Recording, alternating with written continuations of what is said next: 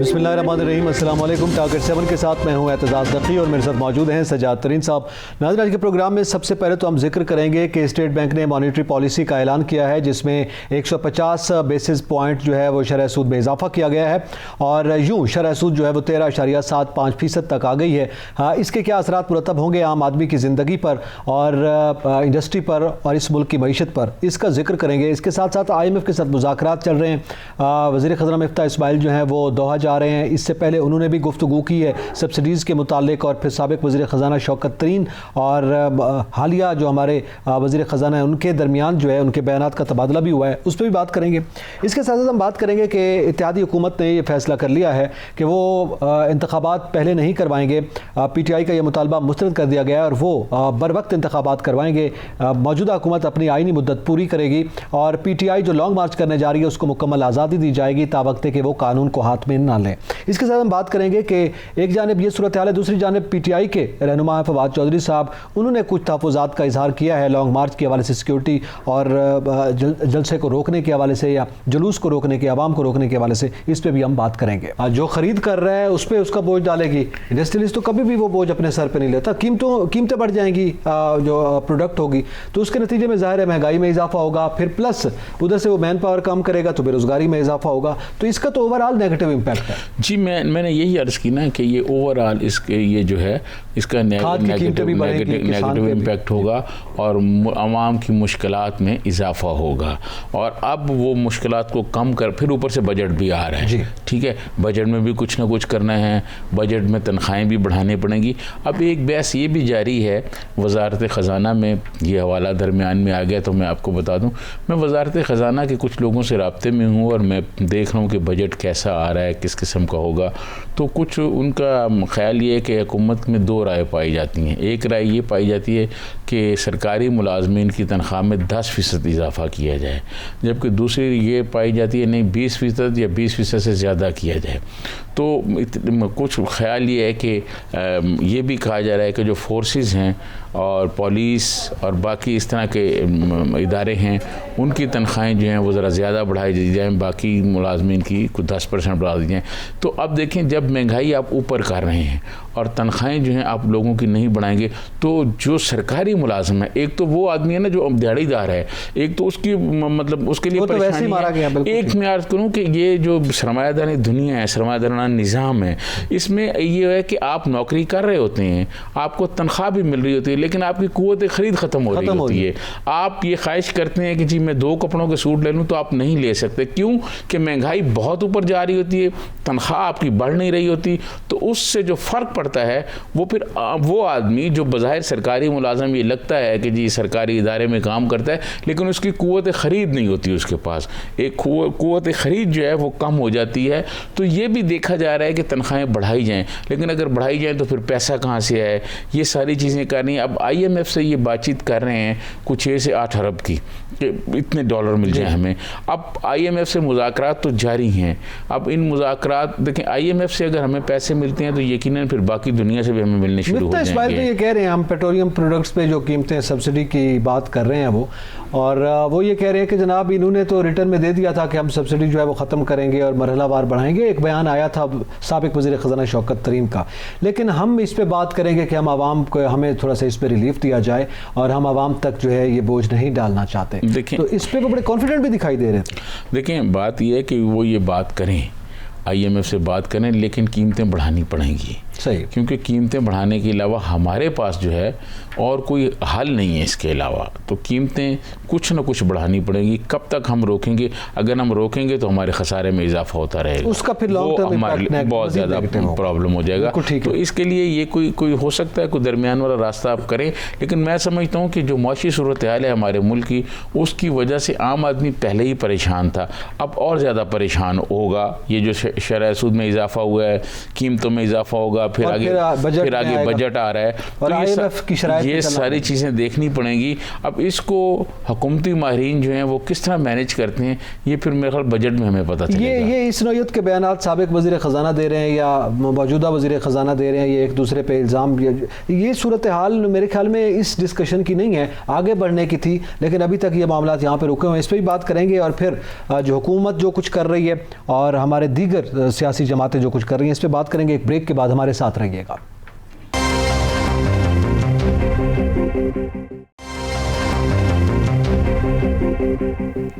Welcome back ناظرین، بات کر رہے ہیں معاشی صورتحال کی۔ اب ہم ذرا ذکر کریں گے کہ سابق وزیر خزانہ شوکت ترین اور وزیر خزانہ مفتاح اسماعیل جو ہیں وہ یہ بات کر رہے ہیں معیشت پہ، اس کا ذرا ذکر کرتے ہیں۔ سیاست ترین صاحب، مفتاح اسماعیل صاحب یہ کہتے ہیں کہ شوکت ترین صاحب جو ہیں ان کے ایک تو دعووں پہ مجھے ہنسی آتی ہے، وہ تو معیشت کے حوالے سے ایک بارودی سرنگ بچھا کر گئے ہیں۔ مفتاح اسماعیل صاحب یہ دعویٰ کرتے ہیں کہ آئی ایم ایف کے ساتھ پیٹرول کی قیمت میں فی لیٹر 100 روپے اضافے کا معاہدہ کیا گیا ہے، ریٹن معاہدہ، اور اس میں جو ہے یہ سبسڈی کی بات کر رہے ہیں۔ شوکت ترین صاحب کہتے ہیں کہ جناب اگر ہم بارودی سرنگ بچھا کر گئے ہیں تو پھر آپ کیوں آ گئے ہیں؟ ہم نے تو سبسڈی دی ہوئی تھی، آپ سے کیوں مینیج نہیں ہو رہا؟ تو سوال تو ان کا بھی ویلڈ ہے کہ پھر آپ سے کیوں نہیں ہو رہا، ہم نے تو کیا ہوا تھا، چلا اگر معاہدہ بھی کر لیا۔ دیکھیں جہانگیر ترین صاحب اقتدار سے باہر ہو گئے، شوکت ترین صاحب شوکت ترین صاحب اقتدار سے باہر ہو گئے نا، اب انہوں نے یہ کہنا ہے کہ یہ بات اس طرح ہوئی جس طرح خان صاحب کو جب یہ پتہ چلا کہ اب وہ اقتدار سے باہر ہونے والے ہیں اور عدم اعتماد کامیاب ہونے والی ہے اور کوئی دوسرا راستہ نہیں ہے، تو انہوں نے پھر یہ پیٹرول والی قیمتیں روکنے کا ایک ڈرامہ کیا کہ اب یہ رک جائیں گی۔ بات یہ ہے کہ یہ جو پیٹرول کی انہوں نے قیمتیں روکی ہوئی ہیں، یہ اس حکومت کا جو فائنانس ایڈوائزر ہے اس کو چھوڑ دیں، جو باقی معیشت کے ماہرین ہیں وہ سارے کہہ رہے ہیں کہ یہ غلط ہے، اس کو ملکی مفاد میں آپ کو آگے کرنا ہوگا، اگر آپ نے آئی ایم ایف کے پاس جانا ہے، ملک آگے چلانا ہے تو یہ کرنا پڑے گا۔ شوکت ترین صاحب جو ہیں وہ بادشاہ آدمی ہیں، جو مرضیہ باتیں کرتے ہیں، ان کے جتنی وہ صلاحیت تھی وہ دیکھ لی نا عوام نے۔ بنیادی طور پر باقر رضا کی جو پالیسی تھی وہ ٹھیک نہیں تھی۔ باقر رضا جب آئے تھے، آپ کو یاد ہوگا میں نے پروگرام میں کہا تھا کہ یہ مصر میں رہے، یہ مصر میں وہاں عوام سڑکوں پہ آئے، باقر رضا کو نکالا، پھر باقر رضا صاحب یہاں آ گئے، اور جو یہاں اس ملک کا حشر کر گئے ہیں وہ بھی آپ کے سامنے۔ تو جو باتیں اب ہو رہی ہیں دونوں طرف سے، ادھر سے بھی اعداد و شمار آ رہے ہیں، ادھر سے بھی آتے رہیں گے۔ میں نے پہلے بھی آپ کو کئی دفعہ یہ بات کہی ہے، عام آدمی کو اس سے کوئی غرض نہیں کہ آپ کا کرنٹ خسارہ کیا ہے، آپ نے قرضہ کتنا لینا ہے، آپ ملک ترقی کر رہا ہے، کوئی انٹرنیشنل ادارے جو ہیں وہ فگر بتا رہے ہیں کہ جتنے فگر ہیں معاشی ترقی، اس کو عام آدمی کو اس سے غرض نہیں۔ عام آدمی، غریب آدمی، محنت کاش آدمی یہ دیکھتا ہے کہ وہ جو کماتا ہے اس سے اس کی ضروریات پوری ہو رہی ہیں کہ نہیں ہو رہی۔ ایسا نہیں ہو رہا۔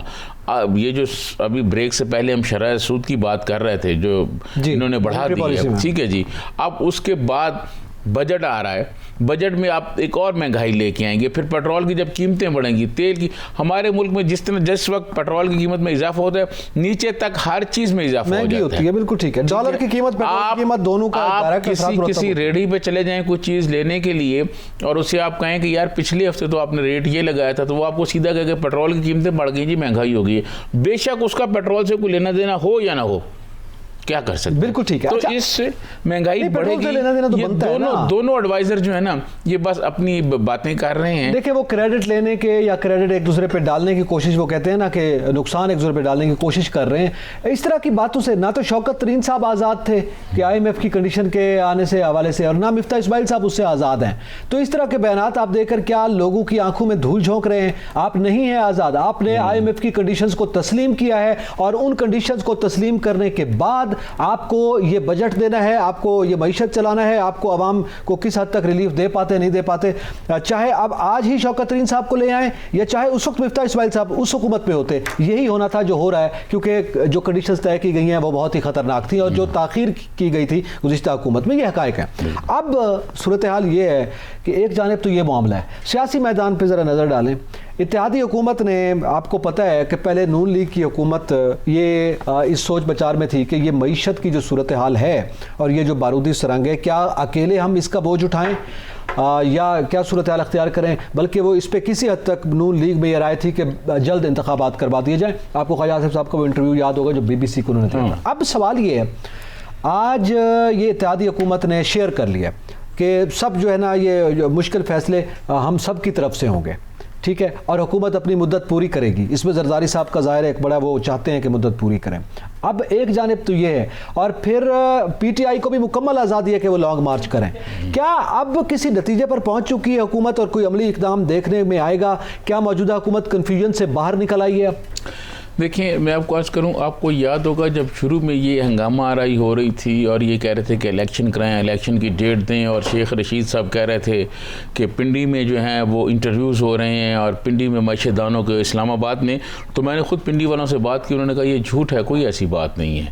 تو اس وقت میں نے آپ کو کہا تھا کہ یہ حکومت اب اپنی مدت پوری کرے گی, جو باقی رہ گئی ہے الیکشن کرائے گی تو اپنی مرضی سے کرائے گی. انہوں نے بات چیت کرنے کے بعد آصف زرداری صاحب لاہور گئے, بڑی اہم شخصیات سے ملاقاتیں ہوئیں, ان کی آپس میں میٹنگ ہوئی, اور اس کے بعد یہ طے ہوا ہے کہ جو بھی مشکل فیصلے ہیں وہ ہم نے کرنے ہیں, اور ہم نے ملک کی معیشت کو بہتر کرنا ہے, اور ہم نے مدت پوری کر کے الیکشن کرانا ہے. بالکل ٹھیک ہے. یہ تو آپ بھول جائیں کہ اب وہ کوئی الیکشن سے پہلے مدت سے پہلے کوئی الیکشن یا خان صاحب کے دباؤ میں آ کر الیکشن, وہ میں پھر آپ کو بتاؤں گا جب آپ 31 مئی کر رہے تھے وہ بات کریں گے. جی میں وہ ساری بات کروں گا جب اگلے ایشو پر ہم آئیں گے. تو کوئی ایسی بات نہیں, میں سمجھتا ہوں کہ حکومت جو ہے وہ اب سخت فیصلے کرنے جا رہی ہے, اور رانا ثناء اللہ صاحب بھی پوری فارم میں آ رہے ہیں. سخت فیصلے in the sense of P T I long march یا معیشت کے حوالے سے بھی, معیشت کے حوالے سے بھی اور اس حوالے سے بھی. اچھا, وہ جو ہے نا دھرنے کو تو اکیلے رانا ثناء اللہ خان ہی کافی ہیں, بڑے دبنگ آدمی ہیں, وہ جب بات کہتے ہیں تو کر دیتے ہیں. انہوں نے کہا تھا نا شیخ رشید کو, پھر شیخ رشید صاحب روپوش رہے, 2 دن گھر میں نہیں سوئے. خود رانا صاحب نے بتایا کہ وہ انہوں نے کہا کہ یہ دیکھ لو, یہ نہ ہو کہ تمہیں گھر سے نہ نکلنے دوں. تو رانا ثناء اللہ خان جو ہیں وہ ایک مختلف وزیر داخلہ ہیں. تو خان صاحب اب وہ توقع نہ کریں کہ چودھری نثار علی خان صاحب تھے, بڑا نرم گوشہ رکھتے تھے خان صاحب کے لیے, ان کے پرانے دوست بھی تھے, لیکن رانا ثناء اللہ سے یہ توقع نہ رکھیں کہ وہ ان کے لیے نرم گوشہ رکھیں. نہیں, رانا ثناء اللہ کا نرم گوشہ یا سخت گوشہ تو اس وقت سامنے آئے گا نا کہ جب تمام سٹیک ہولڈرز ایک پیج پر ہوں گے. دیکھیں, میں آپ کو عرض کروں, یہ جو باتیں کی جا رہی ہیں کہ تمام سٹیک ہولڈرز نہیں ہیں, آپ مجھے یہ بتائیں, یہ جو عدم اعتماد ہوا ہے, آپ کے خیال میں کیا یہ اگر سٹیک ہولڈر ایک پیج پہ نہ ہوتے تو عدم اعتماد ہو سکتا تھا؟ نہیں, وہ تو نیوٹرلٹی آتی تھی. دیکھیں, میں آپ کو عرض کروں, اور اس کے بعد آپ کو یاد ہوگا ان کے پاس اکثریت بھی نہیں ہوتے تھے, بل یہ منظور کرا لیتے تھے, کراتے رہے ہیں نا. ٹھیک ہے, ٹھیک ہے. اچھا, پھر خان صاحب کی بات سن لیں. کل انہوں نے پریس کانفرنس کی, انہوں نے کہا ہے کہ جی آپ نیوٹرل رہیں. پہلے وہ کیا کہتے رہے ہیں کہ نیوٹرل کون ہوتا ہے, ہم تو وہ جملہ بھی نہیں کہہ سکتے. آج خواجہ آصف صاحب نے سینٹ میں اظہار خیال کرتے ہوئے, قومی اسمبلی میں اس چیز کا اظہار خیال کرتے ہوئے بتایا کہ جناب کل تک تو آپ کہتے تھے کہ نیوٹرل کون ہوتا ہے, آج آپ کہہ رہے ہیں کہ وہ نیوٹرل ہو گئے تو اچھی بات ہے. یہ بات تو ہم کرتے تھے کہ نیوٹرل ہونا چاہیے, تو وہ یو ٹرن کی آج ذکر کر رہے تھے. آج ذکر کیا آپ نے قومی اسمبلی کا, سینٹ میں بھی تھوڑی سی انہوں نے ہنگامہ آرائی کی ہے, نعرے بازی کی ہے, تھوڑا بائیکاٹ کیا, لیکن وہ کچھ ہو نہیں سکے گا سینٹ اور قومی اسمبلی میں. اور آج قومی اسمبلی میں جو اپوزیشن لیڈر ہیں راجہ ریاض صاحب, انہوں نے کہا جی پاکستان کی تاریخ میں سب سے جھوٹا حکمران جو تھا وہ عمران خان صاحب تھے, وہ ان کی پارٹی کے لوگ. وہ کہہ رہے ہیں سب سے بڑا لوٹا عمران خان ہے, یہ آج راجہ ریاض صاحب نے گفتگو کی ہے. اور دیکھیں, جب لوگ ان کے ساتھ مل رہے تھے اس وقت ٹھیک تھے, لیکن راجہ ریاض کے بارے میں تو ظاہر ہے وہ کہتے ہیں یہ خود لوٹے ہو گئے ہیں, ادھر سر کوئی پی ٹی آئی کی وجہ سے وہ بنے ہوئے نا, وہ پی ٹی آئی کی وجہ سے بنے ہوئے, کوئی لوٹے نہیں بنے, کوئی ان پر الیکشن کمیشن, کوئی سپریم کورٹ کا آرڈر, نہ انہوں نے ووٹ دیا نہ کچھ دیا, کوئی نہیں کیا نا انہوں نے کچھ, وہ بیٹھے ہوئے ہیں سارے. اب اپوزیشن لیڈر ہیں, آپ اپوزیشن لیڈر ہیں, وہ اپوزیشن لیڈر ہو گئے ہیں. نور عالم خان جو ہے پبلک اکاؤنٹ کمیٹی کے چیئرمین ہو گئے ہیں. تو یہ بات جو ہے نا, یہ خان صاحب اب ایسا ایسا آگے آگے آئیں گے, ان کو پتہ چلے گا کہ سارے لوگ ایک پیج پہ ہیں, لانگ مارچ انٹر ہونے دیں گے. ہاں, یہ آپ نے اچھی بات کی, لانگ مارچ بالکل انٹر ہونے دیں گے. اس کے بعد اور دیکھیں, میں آپ کو بتاؤں, یہ ایک آپ میری بات سن لیں. خان صاحب نے خود ڈی چوک بند کیا ہوا ہے, خان صاحب کے زمانے میں بند ہو گیا تھا ڈی چوک, آپ گزرتے ہوں گے وہاں سے. اس کے بعد مولانا فضل الرحمان صاحب جب آئے تھے, ایک بہت بڑے تعداد تھی لوگوں کی ان کے ساتھ, میں وہاں جا کے بھی دیکھتا رہا ہوں, تو وہ ان کو پشاور موڑ کے پاس, اتوار بازار کے پاس, H9 کے پاس جگہ دے دی گئی تھی, اور وہ وہاں رہے تھے. ان کو بھی وہاں جگہ دے دیں گے. اب جو بات آپ نے کی, اب یہ جو اگلی بات ہے, میرے سوال کا جواب, مجھے تھوڑی اجازت دیں, بریک کی طرف بڑھنا ہے, میں اس سوال کا جواب آپ سے بریک کے بعد لیتا ہوں. ناظرین ہمارے ساتھ رہیے گا.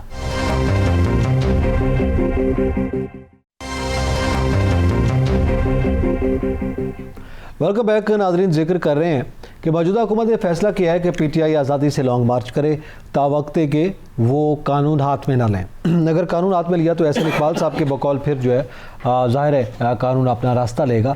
تو اس میں میرا سوال بریک سے پہلے سجاد علی صاحب آپ سے یہی تھا کہ کیا موجودہ حکومت پی ٹی آئی کا لانگ مارچ یہاں پہ داخل ہونے دے گی؟ یہ تو وہ کہہ رہے ہیں، لیکن حقیقت میں حالات کیا بننے جا رہے ہیں؟ ابھی آپ نے رانا ثناءاللہ صاحب کا ایک حوالہ دیا ہے، پہنچ پائے گا یہاں تک لانگ مارچ؟ دیکھیں، میں سمجھتا ہوں کہ اب حکومت جو ہے ان کو وہ جگہ دے گی جہاں پر مولانا فضل الرحمان صاحب بیٹھے تھے، وہیں بیٹھے رہیں، کرتے رہیں دھرنا. اب ڈی چوک پہ کوئی نہیں آنے دے گا ان کو.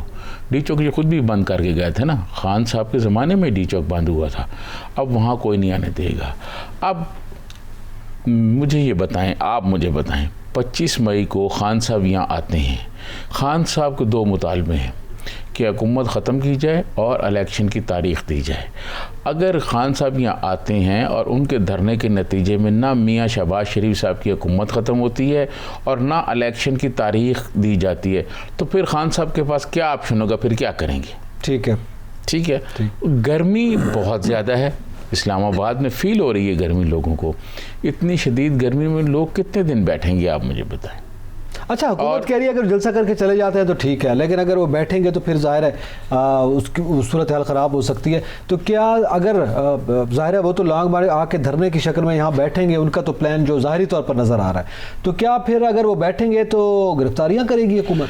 آج فواد چودھری صاحب نے ایک پریس کانفرنس کی ہے جس میں انہوں نے کہا ہے کہ خان صاحب 3 تاریخ کو اعلان کریں گے، 3 جون کو.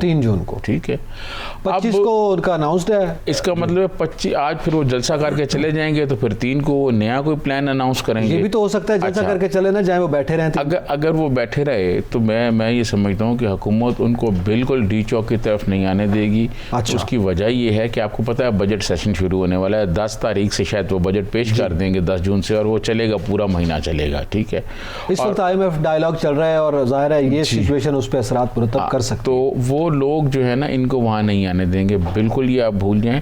میں سمجھتا ہوں جو میں نے بات کی، ان کے پاس اپنے پاس کوئی آپشن نہیں ہوگا. اس دھرنے کے نتیجے میں نہ تو کوئی حکومت جائے گی، نہ ان کو الیکشن کی تاریخ ملے گی. اچھا، کوئی یہاں نہ ہو جائے صورتحال، کیونکہ پاکستان ایسا ملک ہے جہاں کچھ نہیں کہا جا سکتا، کسی بھی لمحے کوئی صورتحال بدل سکتی ہے. تو یہ خان، آپ کو یاد ہوگا پچھلا جو خان صاحب کا دھرنا تھا بہت طویل گیا، تو اس کا جو وہ جب تو ختم ہوا تو وہ جو پشاور میں واقعہ ایک ہو گیا تھا، اس کے بعد جو ہے نا وہ بچوں والا دھرنا ختم پشاور میں APS میں جو بچوں پہ گئے. تو یہ مطلب کوئی خان صاحب جس طرح آ رہے ہیں اور جس طرح کی وہ بات کر رہے ہیں، یہ کوئی ایسی بات نہیں ہے کہ خان صاحب کو 50 لاکھ لوگ لے آئیں گے. سر نہیں لوگ آ سکتے. غربت، بے روزگاری، مہنگائی. خان صاحب کے پاس جو ایلیٹ کلاس کے لوگ ہیں ان کے پاس گاڑی ہیں، وہ گاڑیوں میں کتنی دیر بیٹھ سکتے ہیں؟ نہیں ویسے تو جو اب جو ٹرینڈ دیکھیے، جو اس وقت ٹرینڈ ہے ان کے جلسوں کا، وہ یہ ہے کہ جلسہ عام طور پہ شروع ہی شام کے اوقات میں ہوتا ہے. جی، ان کی پارٹی کے لوگ دن میں نہیں آ سکتے، آتے ہیں. ٹھیک ہے، تو یہی روزانہ یہیں پہ یہی ہوگا. 126 دنوں کے دھرنے میں کیا ہوا تھا؟ شام کو ایک جلسہ شروع ہوتا تھا، دن میں بس لوگ بیٹھے دائیں بائیں. یہ یہی کریں گے، اور میرے خیال اس دفعہ ان کو زیادہ نہیں کرنے دیا جائے گا. اچھا، اس دفعہ ایک خاص لمٹ تک وہ بیٹھے رہیں تو بیٹھے رہیں، اس کے بعد اٹھا دیا جائے گا. اور میں آپ کو عرض کروں کہ اس دفعہ حکومت کا وہ والا رویہ نہیں ہوگا جو پہلے تھا. اچھا، ایک بات. دوسری بات، اس وقت خان صاحب کو بہت ساری سہولت بھی تھی. علیم خان بھی ساتھ تھے، جہانگیر خان ترین بھی ساتھ تھے، پراپرٹی ٹائکون بھی تھے، کھانے پہنچا رہے تھے، چیزیں دے رہے تھے. اب وہ نہیں ہوں گے. اچھا، یہ بات پہلے کی جا رہی تھی، جہانگیر ترین صاحب نہیں ہیں، علیم خان صاحب نہیں ہیں، فائنانسر نہیں ہیں، اس وجہ سے مشکل ہوگا. مگر وہ تو بڑے کامیاب جلسے کر رہے ہیں، اسی نوعیت کے سٹیج لگ رہے ہیں، یہ اخراجات بھی تو ہو رہے ہیں نا. کے پی حکومت ان کے پاس ہے نا. ٹھیک ہے، کے پی حکومت ان کے پاس ہے، اور کے پی حکومت وہاں کے پی کے لوگوں کے مسائل حل کرنے کے بجائے وہاں کے وسائل جو ہیں وہ جلسوں پہ لگ رہے ہیں. ٹھیک ہے. اور آج بھی خان صاحب جو ہیں وہ پشاور کے صدر بازار میں گھومتے رہے ہیں، لوگوں سے ملتے ملاتے رہے ہیں. اور اس وقت خان صاحب نہیں گئے جب خان صاحب وزیر اعظم تھے، اس وقت ایسے گھومتے لوگوں سے پوچھتے جا کے. گھومنا تو دور، وہاں پہ اٹیک ہوا تھا ایک مسجد میں نماز کے دوران، اور شہداء ہوئے تھے. وہ کہتے رہے کہ وہاں پہ جانا چاہیے تھا بطور وزیر اعظم. اس وقت نہیں گئے تھے، لیکن اب وہ پشاور میں گھوم رہے ہیں. خان صاحب اس وقت نہیں گئے. خان صاحب ہزارہ والے وہ جو بیٹھے رہے بیچارے لاشیں لے کے بیٹھے رہے، وہاں کون سا گئے. تو خان صاحب جو ہیں اب گھوم رہے ہیں، اب وہ ہر جگہ جا رہے ہیں. تو اگر جب پرائم منسٹر تو اس وقت جاتے نا جب ان کی وہاں جانا ان کا بنتا تھا, لوگوں کے کوئی مسائل سنتے, لوگوں کی کوئی بات سنتے, کوئی فریاد سنتے.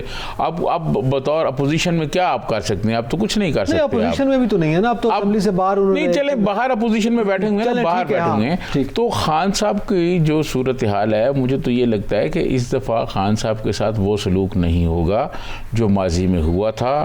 خان صاحب کو وہ سہولتیں نہیں ہیں جو ماضی کو ہوئی ہوں گی. آج فواد چودھری صاحب نے یہ کہا ہے, آپ ماضی کی بات کریں, ہم سوری ٹو کٹ یو, انہوں نے کہا ہے کہ جناب پشاور سے اور پنجاب سے ظاہر ہے بڑی تعداد میں اسلام آباد لوگ آئیں گے. فواد چودھری صاحب نے کہا باقی جو ہیں بلوچستان ہے, سندھ ہے یا باقی علاقوں سے, وہ لوگ اپنے اپنے شہروں کو, اپنے اپنے علاقوں کو, اپنے اپنے مثلا بلوچستان کو نے کہا کوئٹہ کو وہ اسلام آباد بنا دیں گے, لاڑکانہ کو وہ اسلام آباد بنا دیں گے, کراچی کو وہ بنا دیں گے. تو یہاں پہ پنجاب اور پشاور سے لوگ آنے ہیں. تو آپ جس سہولت کا ذکر کر رہے ہیں وہ نہیں ہوگی. آج جو فواد چودھری صاحب جس جانب اشارہ دے رہے ہیں تو کسی حد تک تو ہے نا فیسلٹی. دیکھیں فواد چودھری صاحب جو ہے نا وہ یہ کہتے رہیں, لیکن جب یہاں لوگ لائیں گے تو پتہ چلے گا نا کہ وہ کتنے لوگ لے کے آتے ہیں. پشاور قریب ہے اسلام آباد کے, پنجاب کے قریب پڑتا ہے پنڈی. بات یہ اگر تو کوئی وہ 20-30 لاکھ 50 لاکھ لوگ لے آئیں تو پھر تو کوئی بات بنتی ہے, ورنہ 5-10 ہزار لوگوں سے کیا. پہلے بھی یہاں دھرنے ہوتے رہے ہیں, اور یہ جو دونوں پارٹی ہیں, پیپلز پارٹی بھی اور خود مسلم لیگ نون بھی, یہ پہلے کئی دھرنوں کو ہینڈل کر چکے ہیں. کوئی یہ نہیں کہ کوئی پہلی دفعہ ہے, یہ پہلے دھرنوں کو ہینڈل کر چکے ہیں, پیپلز پارٹی بھی کر چکی ہے. تو میرا نہیں خیال کہ یہ جو خان صاحب کا دھرنا آ رہا ہے اس سے کوئی امپیکٹ ہوگا یا اس سے کوئی تبدیلی ہوگی یا ان کو کوئی الیکشن کی ڈیٹ ملے گی یا یہ حکومت ختم ہوگی. یہ کچھ نہیں ہوگا. پھر خان صاحب کیا کریں گے؟ ان کے پاس آپشنز کچھ نہیں ہوگا. کوئی آپشن نہیں ہے. پھر کیا آپشن ہے؟ پھر ان کے پاس کوئی آپشن نہیں ہے. پہلے بھی ان کے پاس کیا آپشن تھا؟ پھر جلد سے دیکھیں, پھر اس کے بعد کمپین ہی ہے نا, نیکسٹ ایئر تو الیکشن ہونا ہے نا, یہ الیکشن ایئر ہی سمجھ لیں. وہ دیکھیں کمپین تو سارے کر رہے ہیں نا. مسلم لیگ کا بھی آج اکاڑے میں جلسہ تھا, وہ بارش کی وجہ سے نہیں انہوں نے کیا. جلسے تو سب کر رہے ہیں, ٹھیک ہے, مگر دھرنا نہیں ہوگا, ویسا دھرنا نہیں ہوگا. آپ یہ کہیں میں کہتا ہوں جی یہ بیٹھے رہیں, لیکن وہ نہیں بیٹھنے دیں گے اس دفعہ ان کو. اس دفعہ اس کا مطلب پھر فواد چودھری صاحب ٹھیک کہہ رہے ہیں, وہ کہہ رہے ہیں جناب 700 لوگوں کی فہرستیں بنا لی ہیں انہوں نے, یہ لوگوں کو پکڑ دھکڑ کر رہے ہیں. رانا ثناء اللہ صاحب ظاہر ہے اپنا اقدامات پہلے ہی کر رہے ہیں. تو پھر فواد چودھری صاحب ٹھیک کہہ رہے ہیں کہ وہ پہلے ہی اس قسم کے اقدام کر لیں گے کہ دھرنا کامیاب نہ ہو. دیکھیں بات یہ ہے کہ یہ صرف باتیں کر رہے ہیں, کسی کو نہیں پکڑا جا رہا, کسی کو کچھ نہیں کیا جا رہا. یہ کنٹینر کا جو شور مچائے ہوئے فواد چودھری صاحب نے, میری وزارت داخلہ کے لوگوں سے بات ہوئی ہے, انہوں نے مجھے بتایا کہ یہ کچھ جگہ پہ کنٹینر رکھے گئے سیکورٹی کے پوائنٹ آف ویو سے, کیونکہ جیسے یہ ریڈ زون میں رکھے گئے ہیں, ریڈ زون کا ایریا جو رکھا گیا, پولیس بھی منگوا لی گئی ہے, رینجرز بھی. بالکل یہ آپ ٹھیک کہہ رہے ہیں, یہ ساری سیکورٹی پوائنٹ آف ویو سے اقدامات کیے جا رہے ہیں نا, کہ سیکورٹی پوائنٹ آف ویو یہ ہے کہ بھئی کوئی پرابلم نہ ہو جائے. یہاں سارے سفارت خانے ہیں, یہاں مطلب اور لوگ ہیں, مشن ہے مختلف ملکوں کے, پھر وزیر اعظم ہاؤس ہے, یہاں ایوان صدر ہے, اسمبلی ہے, پارلیمنٹ ہے, پارلیمنٹ لاجز ہے, اس کی سیکورٹی, پھر سیکریٹریٹ ہے, وزارتیں ہیں. تو ان کی سیکورٹی کرنا فارن آفس ہے, وہ ان کو تو سیف بنانا ہے کہ نہیں بنانا. دیکھیں وہ عوام جو بیچاری غریب ہے, جو معاشی صورتحال سے تنگ ہے, وہ اگر خان صاحب کے ساتھ آتی ہے تو پہلے دھرنے میں بھی آپ کو پتہ ہے وہ پی ٹی وی حملہ کیس بھی چلا تھا اور اس طرح کی صورتحال ہو گئی تھی. اگر کوئی ایسی خطرناک صورتحال ہو جاتی ہے تو پھر کیا آپ دیکھ رہے ہیں, کیونکہ لوگ تو تنگ ہیں, دیکھیں لوگ تو معاشی صورتحال سے پریشان ہیں. دیکھیں اس میں تو کوئی دو رائے نہیں کہ لوگ مشکلات کا شکار ہیں, اور خان صاحب سے کسی قسم کی کوئی یہ توقع آپ نہ رکھیں کہ وہ کوئی بڑے انقلابی لیڈر ہیں, کوئی بڑی انقلابی سیاست کریں گے. خان صاحب کا انقلاب سے کیا تعلق ہے؟ ساری زندگی وہ کرکٹ کھیلتے رہے ہیں, حالات کے جبر نے ان کو یہاں لا کے کھڑا کر دیا ہے, وہ درمیان میں آ گئے ہیں. لوگ ان کی بات سنتے ہیں, بے شک وہ جھوٹ بھی بولیں تو لوگ یہ بات نہ دیکھیں, دنیا میں بہت سے چھوٹے چھوٹے کام کرنے والے لوگ جو ہیں بیچارے, وہ اگر ملک کے وزیر اعظم بن جاتے ہیں تو ان کو تو سراہا جاتا ہے. میں یہ بات نہیں کر رہا, میں یہ کہہ رہا ہوں کہ وہ لوگ ان کی بات سنتے ہیں, وہ کرکٹ کھیلتے رہے, سیاست میں تو نہیں تھا, وزیر اعظم بن گئے. اب پاکستان میں ایک ایسا حلقہ ہے جو ان کے زیر اثر ہے, لوگوں کا, عوام کا. عوام ان کی بات سنتے ہیں, وہ جھوٹ کہیں وہ کہ لوگ کہتے ہیں سچ ہے, وہ غلط بات بھی کہیں. دیکھیں ان کو خان صاحب اس ملک کے وزیر اعظم رہے ہیں, ان کو کم از کم خواتین کے بارے میں اپنا لب و لہجہ جو ہے وہ درست رکھنا چاہیے. انہوں نے محترمہ مریم نواز کے بارے میں جو باتیں کی, ان کی حامی کہتے ہیں ٹھیک ہے. اب اس کا آپ کیا کر سکتے ہیں؟ یہاں آپ کے پاس کیا دلیل ہے, کیا آپ بحث کریں گے جب ان کی حامی ان کی ہر غلط بات کو کہتے ہیں بالکل ٹھیک ہے. تو یہ اسی وجہ سے سوال میں سامنے رکھ رہا ہوں نا، پھر وہ عامی جب یہاں آئیں گے اور صورتحال کوئی مخدوش ہوگی، وہ دیکھیں میری بات سنیں، حکومت نے پوری تیاری کی ہوئی ہے، اور وہ جو ان کے حامی ہیں نا، وہ جو کلاس ہے جو منرل واٹر کی بوتلیں جنہوں نے پکڑی ہوئی ہوتی ہیں اور دھوپ میں چھتریاں لی ہوئی ہوتی ہیں، وہ مزاحمت نہیں کرتے، ٹھیک ہے، اور جو مزاحمت کرنے والی کلاس ہوتی ہے وہ خان صاحب کے ساتھ نہیں ہے۔ چلیں یہ تو خیر آنے والے وقت میں دیکھا جائے گا، ابھی آج پروگرام کا وقت جو اختتام پذیر ہوتا ہے، آنے والے دنوں میں ہم مزید اس پہ بھی بات کریں گے، جیسے جیسے وقت قریب آ رہا ہے، 25 مئی کی تاریخ انہوں نے دے دیا ہے، اتحادی حکومت نے فیصلے کر لیے ہیں، اب ایکشن کا وقت ہے کہ معاشی طور پر موجودہ حکومت کیا کرتی ہے، اور پھر دوسری جانب تمام سیاسی جماعتیں جو ہیں وہ عوام کے مفادات میں کتنی ذمہ داری کا مظاہرہ کرتی ہیں۔ اعتزاز نقی اور سجاد ترین کو اجازت دیجیے، اللہ حافظ۔